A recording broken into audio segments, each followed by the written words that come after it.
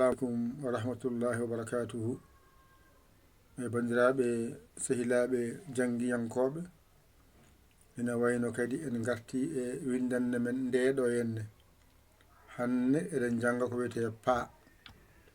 Ay pa nani ɗum ɗo wiyete pa gasi. ɗo wiyete ko ap e aap. ɗo wiyete ko pap e paap. ɗo timmi. Garna ɗo mbiya pi e pii. Garna ip e iip gasi. Garna pip kañum e piip. So gasi garna pe pee. So gasi garna ep eep.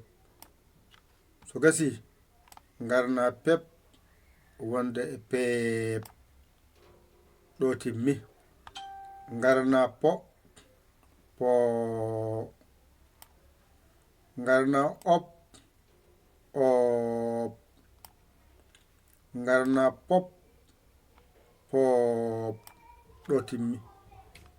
Garna pu puu. Garna up up. Garna pup puup. Ay gasi. ɗo so ɗiggi a yalti e majjere pa.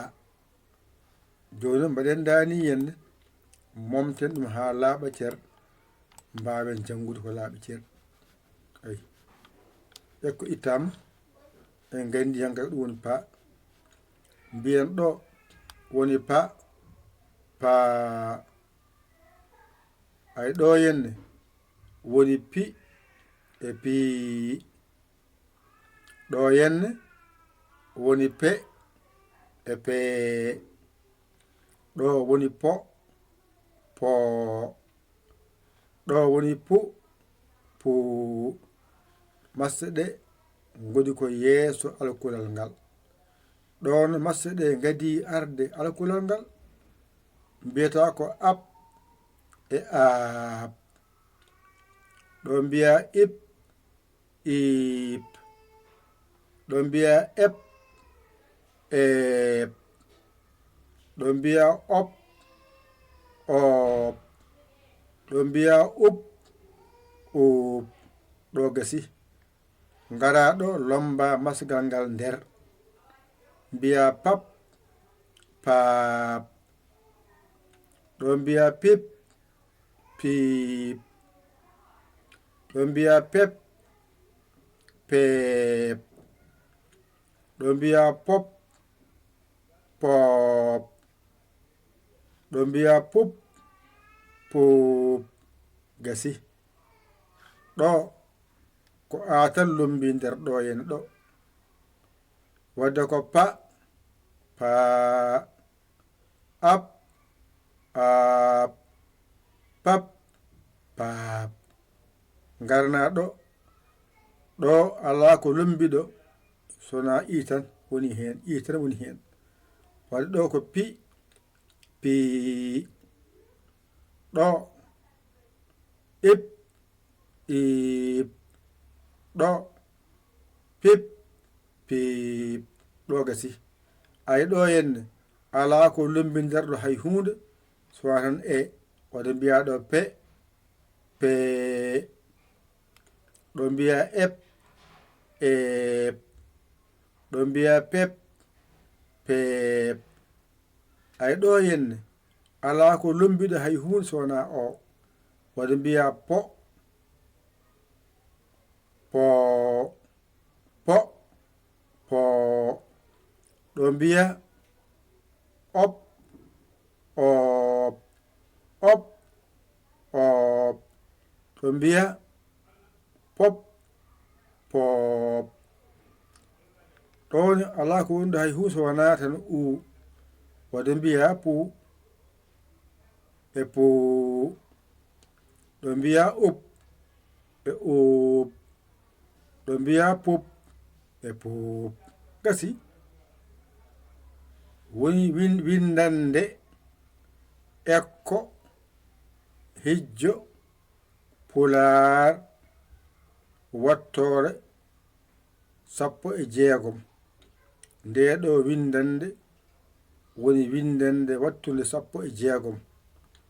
ala ko janguɗa ɗo ka jangano. ɗo ko pa pi pi pe pe po po pu pu. ɗo timmi. ngara ɗo ap ap. ɗo pip pip. ɗo ko pep pep. ɗo ko pop pop. ɗo ko pup pup.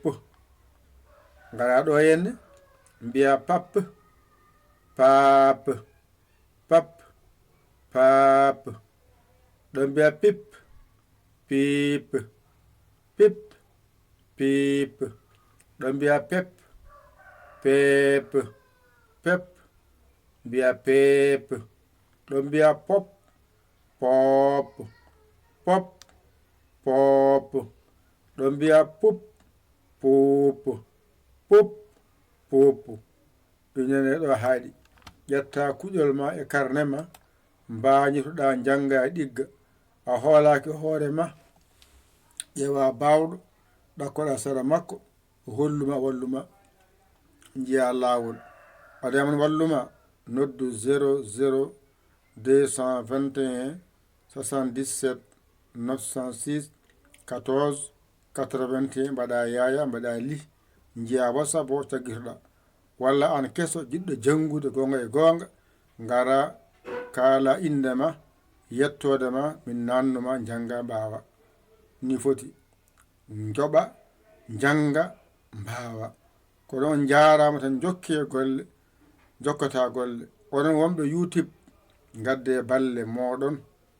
on wonɓe Facebook gadde balle moɗon. funnage hirnage rew worgo jangoɓe hen ɓe ene balitoro hen gandal ene paama hen. gadde alarbaji moɗon. lewru maayi goto fof yo ittu hunde wallita jangde jangetede. hoto mbaɗen noon. oɗon balle oɗon jingane jingue. yo Allah wallu en nande e famde ko haalate ko. mbaɗe hen balle moɗon e jingere moɗon. oɗon gandi courant wifi connexion en jeeya ɗum sabato ha jangon. ɗum sabato ha jangon. ayi balla on ndende jingue balle ndende jingue balle. ko musidɗo mon giɗo mon saabu Allah yaya li kolo Sénégal. alhamdulillahi bi alamina. on jarama. wassalam.